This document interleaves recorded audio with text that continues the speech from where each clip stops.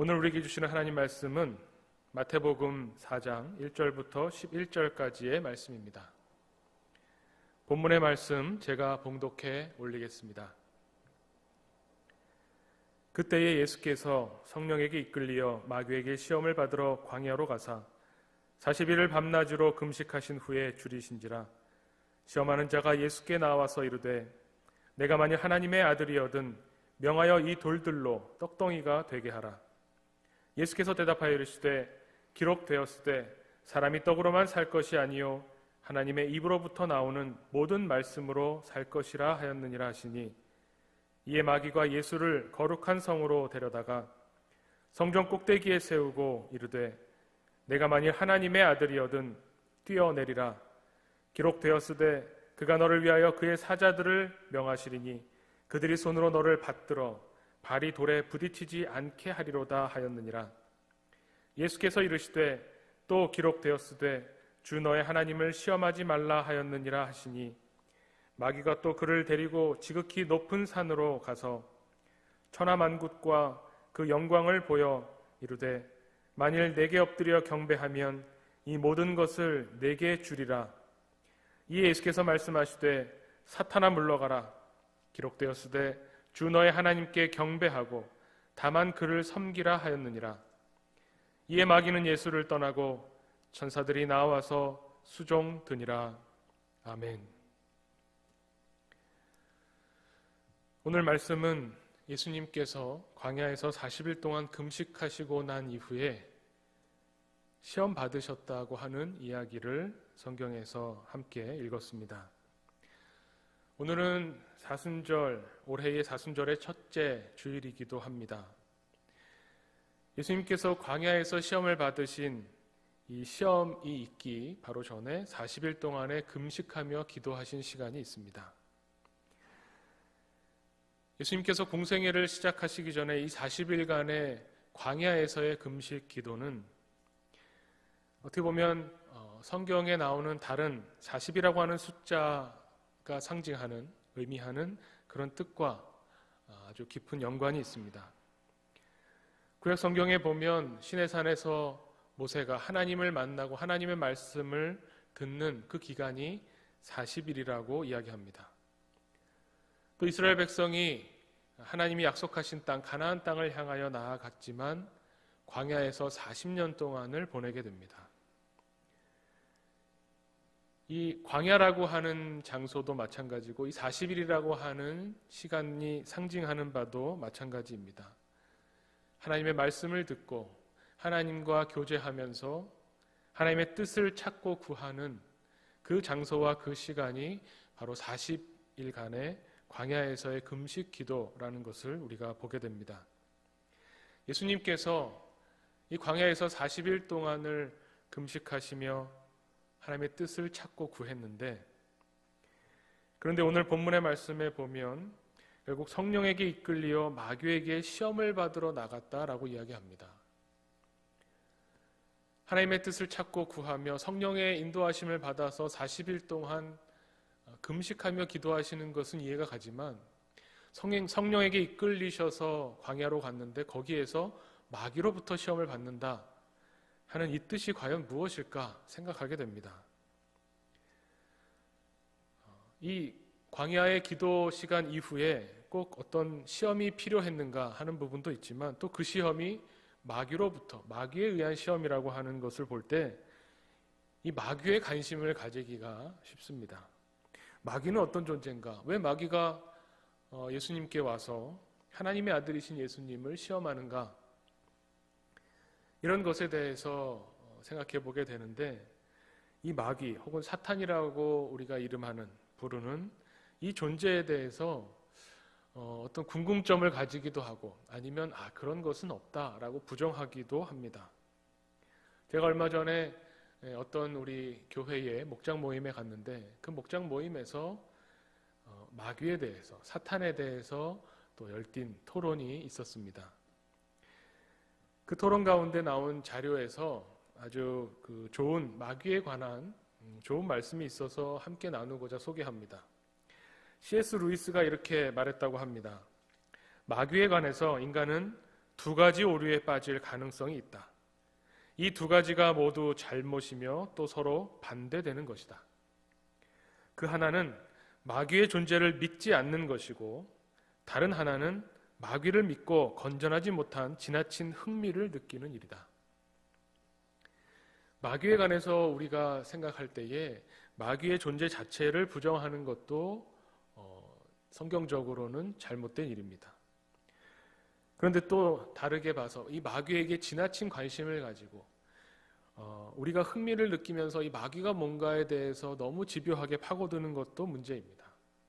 오늘 말씀에서도 중요한 것은 이 마귀, 예수님을 시험하는 이 마귀의 존재가 무엇인가, 이 마귀는 어떻게 활동하는가, 이 마귀의 정체를 밝혀야 되겠다라는 데에 관심 가지기보다는 이 마귀가 예수님을 시험하셨다라고 성경에 기록하고 있는 이 메시지가 과연 무엇인가, 예수님을 마귀가 시험했다고 하는 이 시험의 의미가 무엇인가 하는 것을 보는 데 있습니다.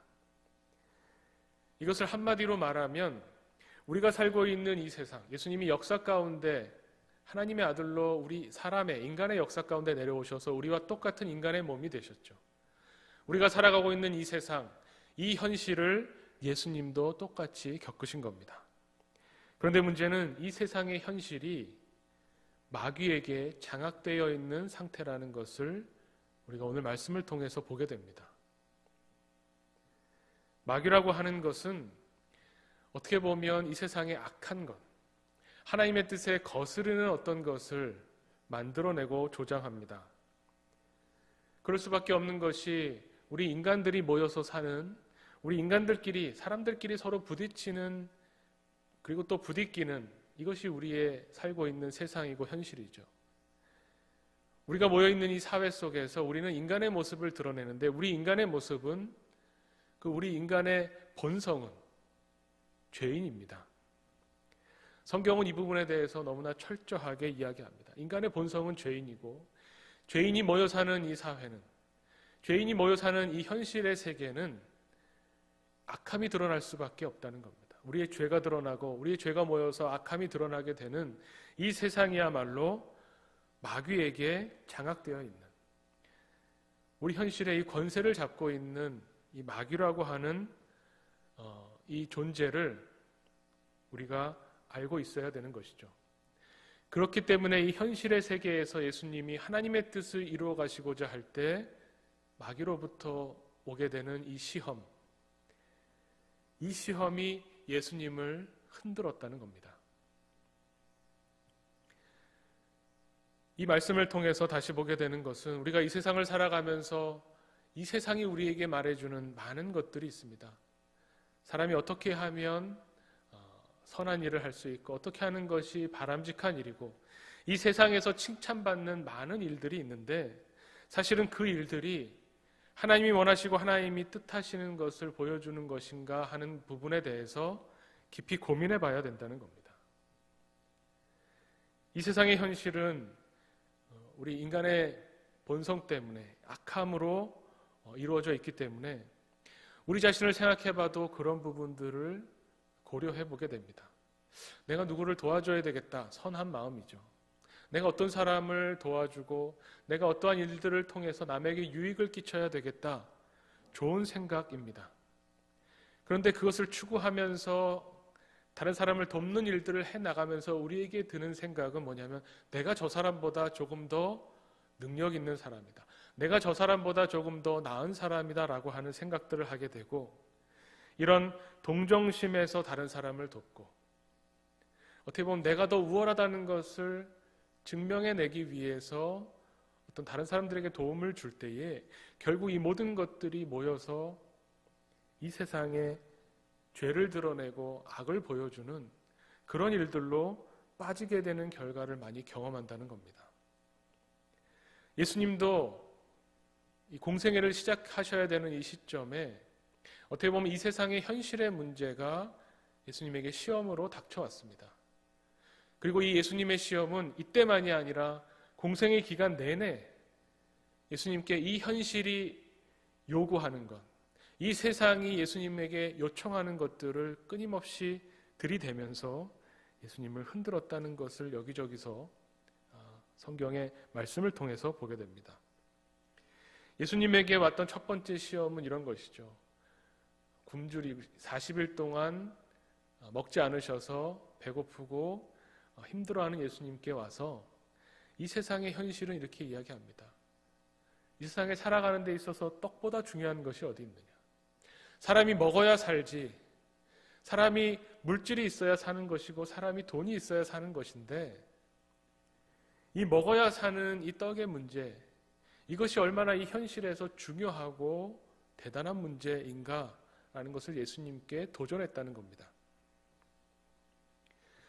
예수님은 세상에 구세주로 오셨고 이 세상에 참된 것이 무엇인지, 하나님이 원하시는 것이 무엇인지를 드러내기 위해서 오셨는데, 이 하나님의 아들 예수님에게 이 세상이, 이 현실이 요구하는 첫 번째 것은 바로 떡이었다는 겁니다. 떡을 먹지 않고 우리가 어떻게 살 수 있는가? 떡을 먹지 않고 어떻게 이 세상에서 생명을 유지하며 살아갈 수 있는가라는 이 도전. 이 도전은 우리에게도 끊임없이 오는 도전입니다. 이 세상에 살려면, 이 땅에 우리가 존재하려면 먹을 것이 필요하고 그것을 위해서 돈이 필요한데, 이 돈의 문제를 해결하지 않고 어떻게 그리스도인으로 살 수 있겠는가 하는 것을 우리에게도 여전히 이야기하는 것이죠. 그런데 돈의 문제가 해결된다고 해서 그리스도인이 이 돈의 문제만으로 살아갈 수 있다는 것은 아니라는 것을 예수님이 이 시험을 통해서 우리에게 말씀해 주십니다. 우리에게도 오는 이 시험, 우리에게도 오는 이 어려움이 있을 때에 예수님께서는 이 땅을 살아가는데 정말 가치 있는 것, 진짜로 귀한 것이 무엇인가를 말씀해 줍니다. 그것은 우리 인간의 본질에 관한 문제입니다. 단순히 인간이 물질로 이루어져 있기 때문에 먹지 않으면 살 수 없는 존재다라는 것이 예수님이 가르쳐 주시는 본질이 아니라, 그것은 이 세상이 보여주는 인간의 본질이죠. 그러나 하나님의 눈으로 인간을 봤을 때 인간의 본질은 하나님의 입에서 나오는 말씀으로 살아가야 되는 존재라는 것을 오늘 예수님이 다시 한번 확실하게 되새겨 주신다는 겁니다. 그렇다면은 떡이 없어도 살 수 있는 것인가? 말씀으로만 살 수 있는 것인가? 하나님의 입에서 나오는 말씀이라고 하는 것은 단순히 우리가 우리 입으로 떠드는 것 같은 이런 말씀이 아니죠. 영적인 어떤 것만을 이야기하는 것도 아닙니다. 인간이 살아가는 데 필요한 모든 것들, 그 모든 것들이 하나님으로부터 온다고 하는 것을 인정하는 것. 하나님이 아니고서는 우리가 생명을 유지할 수 없고 생명을 누릴 수 없다는 것을 믿는 것. 어떻게 보면 이것이 인간의 본질적인 문제, 죄인으로서 인간이 죽을 수밖에 없는 존재로 살아가는 이 인간의 본질에 있어서 가장 중요하고 가장 가치 있는 일이라고 하는 것을 확고하게 다시 한번 세우게 되었다는 말씀입니다. 그러면서 이 마귀가, 이 세상의 악함이 들이대는 것은 뭐냐면, 당신이 정말 하나님의 아들이 맞느냐라고 하는 질문이죠. 첫 번째 질문을 시작하는 3절에도 내가 만약 하나님의 아들이여든 이 돌을 떡으로 만들어봐라 이야기합니다. 두 번째 시험도 마찬가지입니다. 내가 만약 하나님의 아들이여든 뛰어내리라 이렇게 시험을 하죠. 하나님의 아들이라고 하는 것, 이 땅을 구원할 구세주라고 하는 존재가 어떤 존재인가를 입증해내라는 요청입니다. 나를 어떻게 구원해낼 것이냐, 나에게 먹을 것을 줘야 내가 살 수 있는 것 아닌가, 나에게 뭔가 증거를 들이대야 당신이 하나님의 아들이라고 하는 것을, 나를 구원해 줄 수 있다는 것을 알 수 있지 않겠느냐라고 하는 도전입니다. 게다가 이 마귀는 하나님의 말씀을 교묘하게 이용해서 이 시험을 합니다. 마귀가 시험했던 말씀은 시편 91편의 내용입니다. 이 시편 91편의 내용은 한마디로 말하면 하나님의 구원이 어떠함을 세상에 증거하시겠다라고 하는 노래입니다. 시편 91편에 나오는 하나님의 뜻은 하나님의 구원이 이 세상에 우리에게 어떻게 미쳐지고 어떻게 우리를 하나님의 사람으로 만들어낼 것인가를 보여주시겠다라고 하는 뜻인데, 마귀는 이것을 교묘하게 이용해서 당신이 어떤 존재인지를 드러내라. 바꿔 말하면 이 세상에 있으면서 이 세상에서 우리가 어떤 존재인가를 증명해내야 되지 않느냐라는 말로 교묘하게 바꾸는 겁니다. 예수님에게 다가와서 당신이 하나님의 아들이라면 그 하나님의 아들이라는 것을 어떻게 입증해낼 것입니까? 높은 곳에서 뛰어내려서 하나님이 당신을 해치지 않도록, 생명에 지장이 없도록 하는 것을 보여줄 때에 그것이 입증되는 것이 아니냐라고 하는 도전인 것이죠. 그러나 이것은 가만히 들여다보면 하나님이 어떤 분인가를 증거하는 게 아닙니다. 높은 곳에서 뛰어내려서 내가 어떤 사람이다라고 하는 것을 증명하는 것으로 마지막에 귀결이 되게 되죠. 그렇기 때문에 이 마귀가 이 세상에서 우리에게, 그리스도인들에게, 하나님의 사람들에게 요구하는 것은 너 자신을 증명하라는 것이 됩니다. 그러나 우리가 하나님을 믿는다고 하는 것은, 우리가 그리스도인으로 이 땅에 살아간다고 하는 것은 내가 어떤 사람인가를 증명하기 위해서 사는 것이 아닙니다.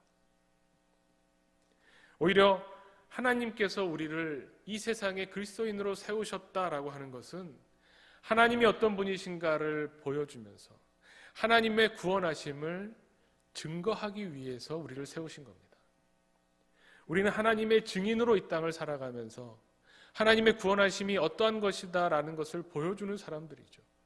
우리를 통해서 하나님이 드러나야 되는 것이지, 우리가 어떤 사람이고 내가 어떤 사람이다라는 것을 입증하는 사람들이 아니라는 겁니다. 예수님에게 당신이 하나님의 아들이라는 것을 우리에게 좀 보여주시오라고 하는 것도 결국 그런 의미로 시험하는 것입니다. 이때 예수님은 높은 곳에서 뛰어내려서 자신이 얼마나 천사들을 부릴 수 있는 권세 있는 자인가를 드러내려 하지 않으셨습니다. 오히려 하나님을 높이기 위해서, 하나님을 드러내 보이기 위해서, 내가 어떤 존재인가를 증명하려고 하는 것이 오히려 하나님을 시험하는 것이고, 하나님이 어떤 분인가를 드러내는 것이 우리에게 합당한 일이라는 것을 통해서 이 시험을 물리치셨습니다. 이 세상에 등장하는, 이 세상에 가치를 전해주는 이 마귀는 마지막으로 또 한 번 이 세상의 많은 것들, 이 세상에서 누릴 수 있는 좋은 것들을 제시합니다.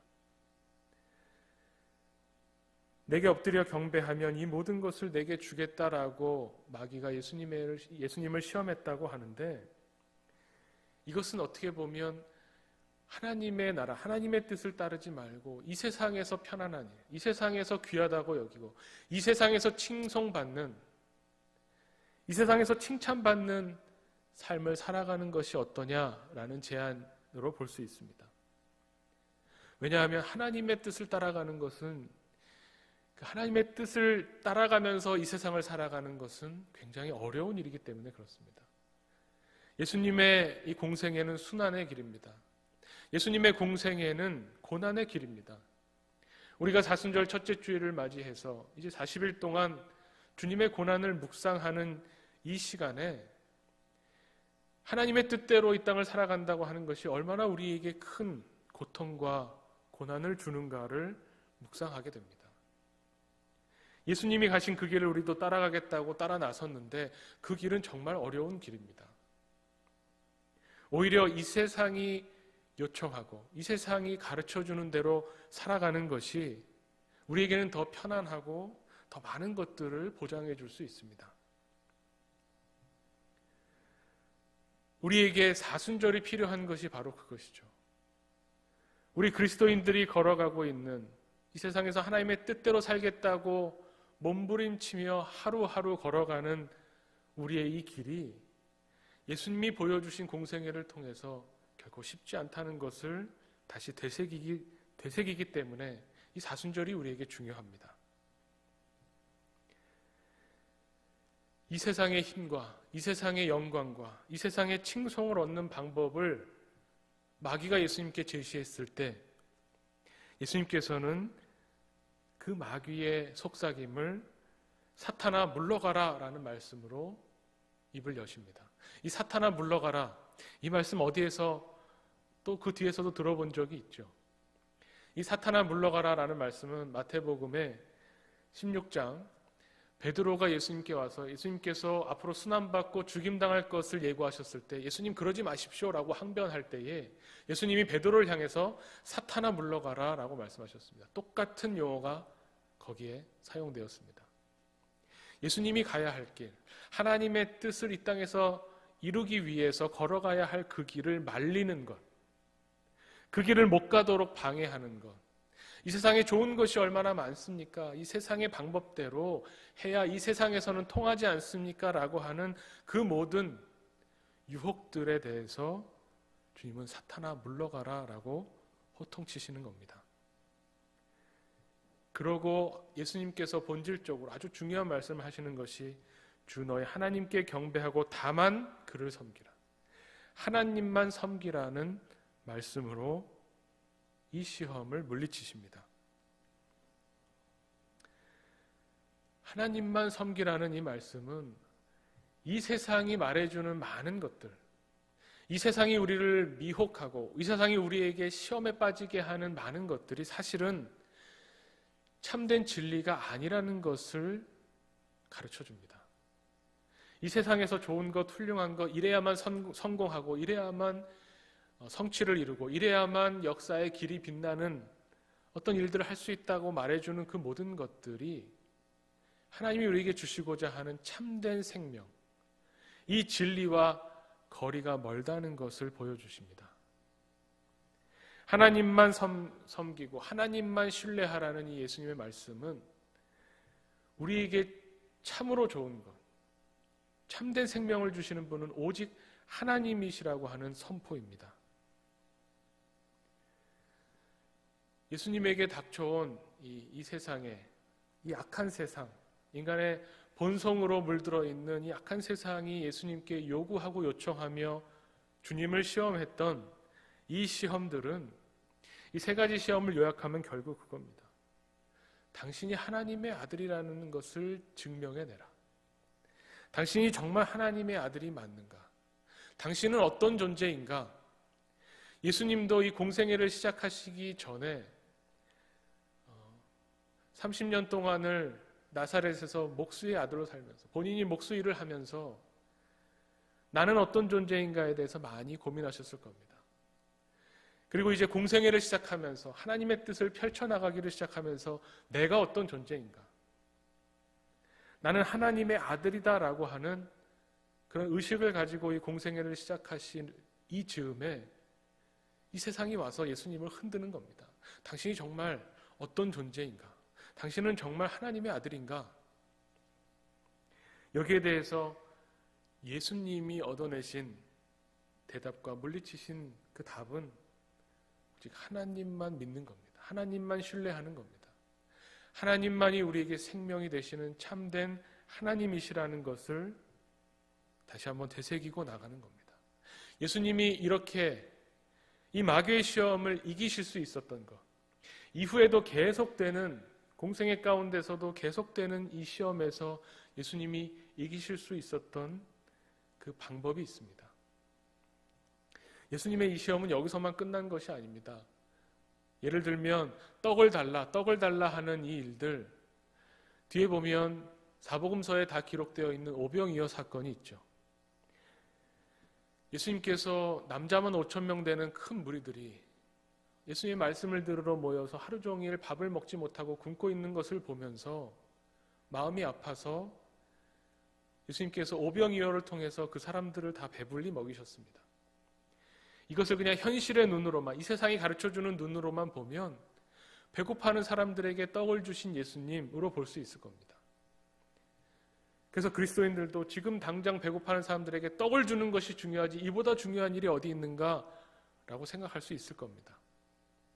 그런데 예수님께서 이 떡을 주신 사건이 그런 현실적인 세상의 눈으로만 본다면 마태복음 4장에서는 이 시험을 물리치시고 나서 나중에 오병이어 사건에서는 이 시험에 결국 이기지 못하신 모습으로 비춰지게 됩니다. 그런 것이 아니죠. 오병이어를 통해서 5천 명을 배불리 먹이셨다라는 것에 메시지가 있는 것이 아니라 예수님께서 이 많은 사람들을 배불리 먹이시는 것을 통해서 하나님의 통치하심이 무엇인지, 하나님의 나라가 어떤 것인지를 가르쳐 주셨다의 그 핵심적인 메시지가 있습니다.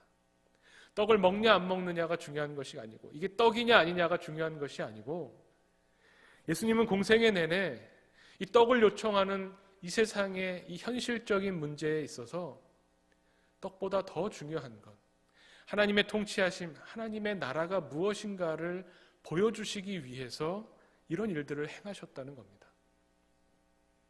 우리도 마찬가지입니다. 우리가 이 세상에서 우리가 정말로 해야 될 우리의 더 본질적인 부분, 우리의 근원적인 우리 그리스도인이 어떤 존재인가를 나타내기 위한 우리의 본분을 우리가 찾아가는 데 있어서 중요한 것은 우리가 하나님의 자녀라고 하는 것. 예수님에게 흔들었던 것처럼 정말 당신이 하나님의 딸입니까? 당신이 정말 하나님의 아들입니까?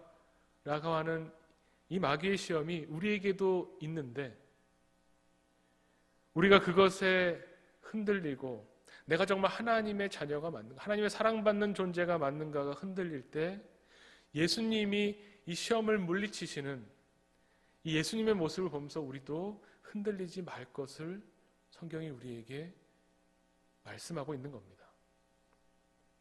예수님이 이렇게 시험을 물리칠 수 있었던 가장 직접적인 부분을 찾는다면 바로 이 4장 앞부분에 나오는 이 세례 사건을 볼 수 있을 겁니다. 이 세례 사건에서 중요한 것은 뭐냐면 마태복음 3장 17절에 나오죠. 하늘로부터 소리가 있어 말씀하시되 이는 내 사랑하는 아들이요 내 기뻐하는 자라 하시니라. 예수님께서 이 세례 사건을 통해서 하나님이 주시는 말씀, 이는 내 사랑하는 아들이고 내 기뻐하는 자다, 너는 내 사랑하는 아들이다 라고 하는 이 하나님의 말씀, 하나님의 음성을 듣고 내가 하나님의 사랑받는 아들이다 하는 것이 흔들리지 않으셨다는 겁니다. 마귀는 우리에게로 와서 이것을 자꾸 흔들어댑니다. 너는 어떤 존재인가? 이 세상 현실과 우리의 관계 속에서 우리의 존재를 보면 우린 너무나 부족한 사람입니다. 우리는 떡이 없으면 살 수 없는 존재이고 이 세상이 보여주는 이 떡을 먹기 위해서 달려가는 존재로 보입니다. 이 세상과의 관계 속에서 우리는 늘 마귀의 시험에 넘어갈 수밖에 없고 이 현실이 요구하는 이 무서운 현실 가운데서 살아남기 위해서 생존의 투쟁을 벌여야 하는 존재로 우리는 이 세상과의 관계 속에서는 드러납니다. 그러나 하나님의 눈으로 우리를 보면 우리는 완전히 다른 존재입니다. 우리는 하나님과의 관계 속에서 우리 존재가 드러날 때 하나님이 온 우주와 이 천지와도 바꾸지 않을 하나님의 한 사람의 귀한 생명, 하나님이 절대로 끝까지 포기하지 않는 하나님의 귀한 자녀로 우리의 존재가 드러나게 됩니다. 하나님과의 관계 속에서 하나님이 우리에게 주시는 말씀과 하나님이 우리에게 주시는 음성 속에서 우리는 내가 너를 사랑한다, 내가 너를 기뻐한다라고 하는 이 하나님의 말씀, 이 하나님의 뜻을 우리가 알게 될 때, 깨닫게 될 때 우리는 하나님과의 관계 속에서 복받은 존재로 이 땅에 드러나게 됩니다. 예수님이 가셨던 그 길을 우리가 바라볼 때에 예수님이 어떻게 보면 이 하나님의 아들이라고 하는 이 음성 때문에 이 공생애를 가실 수 있었죠. 십자가를 앞두고 이제 이 사순절을 우리가 묵상하면서 예수님께서 십자가를 앞두고 이 예루살렘으로 가시는 와중에 우리 지난 주일에 살펴봤지만 높은 산에 올라가셔서 하나님께 기도할 때에 변모되는 사건이 있었습니다. 그 사건에서도 동일한 하나님의 음성이 들려옵니다. 너는 내 아들이라, 너는 내 기뻐하는 자라. 예수님께서는 이 자기 본분, 자기 정체성을 가지고 십자가의 길을 걸어가셨다는 것을 우리가 다시 한번 이 사순절에 묵상하게 됩니다. 우리도 마찬가지입니다. 우리가 하나님을 믿고 하나님을 신뢰하며 하나님의 뜻대로 이 땅을 살아가기를 원하는 것은 하나님께 있을 때, 하나님과 관계하며 하나님의 사랑 안에 거할 때 우리는 생명을 누리는 존재로 드러나게 되고, 우리는 하나님의 사랑받는 존재로 이 세상에 하나님의 통치하심이 무엇인지를 보여주는 존재로 드러나기 때문에 그렇습니다. 우리는 하나님의 사랑받는 존재입니다. 이 세상 현실이 어떠한 두려움을 우리에게 주고 어떠한 공포를 우리에게 주고 우리에게 어떠한 달콤한 이 세상에서 잘 살아가는 법에 대해서 우리에게 끊임없이 속삭이며 무한한 경쟁 속에 우리를 떠밀어 넣을 때에 우리가 붙잡고 의지하는 것은 하나님의 나라, 하나님의 생명, 이 하나님의 사랑임을 우리가 다시 한번 깨닫게 되기를 간절히 원합니다. 우리는 하나님의 사랑받는 존재입니다. 예수님께서 그것을 증거하셨습니다. 이 두 번째 시험에서 제가 말씀드린 것처럼 당신이 어떤 존재인지 우리에게 증명해봐라, 우리에게 입증해봐라 라고 이야기합니다. 세상은 우리에게도 마찬가지입니다. 당신이 그리스도인이라는 것을 어떻게 도대체 증명하겠는가 라고 할 때에 하나님이 우리를 사랑하신다는 것을, 우리가 어떤 존재라고 하는 것을 증명하는 것은 십자가로 충분합니다. 우리가 무엇을 해서, 우리가 무엇인가 하나님의 일에 공헌을 해서, 우리가 뭔가 헌신하고 뭔가를 하나님 앞에 바쳐서 이 세상에서 하나님의 이름이 높아지는 어떤 일에 우리가 조금이라도 도움이 되어서 그래서 우리가 그리스도인인 것이 아닙니다.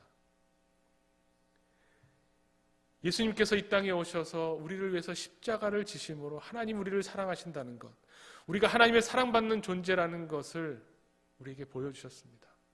이것으로 충분합니다. 우리는 이 땅을 살아가면서 십자가로 충분한 사람들입니다. 우리는 이 땅을 살아가면서 하나님이 우리를 사랑하신다는 것을 이 세상의 그 무엇으로도 우리와 하나님과의 사랑의 관계를 끊을 수 없다는 것을 믿으며 살아가는 하나님의 사람들입니다.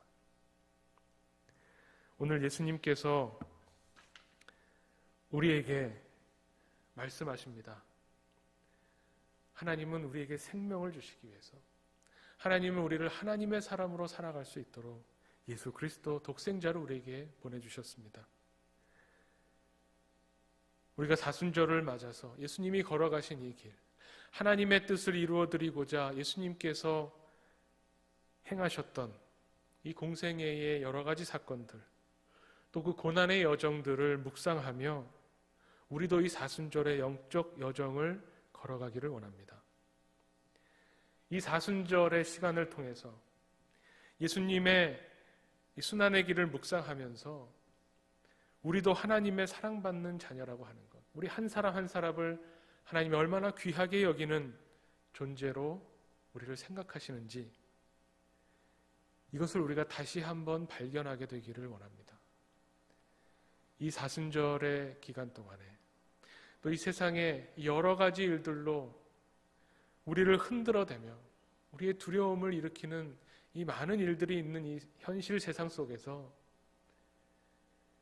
어떻게 보면 이 마귀가 권세를 잡고 마귀에게 장악된 이 현실 세상 속에서 살아가는 이 그리스도인으로서 어떠한 존재로 살 것인가, 우리의 본분이 무엇인가 라는 것을 고민하는 이런 사순절이 되기를 원합니다.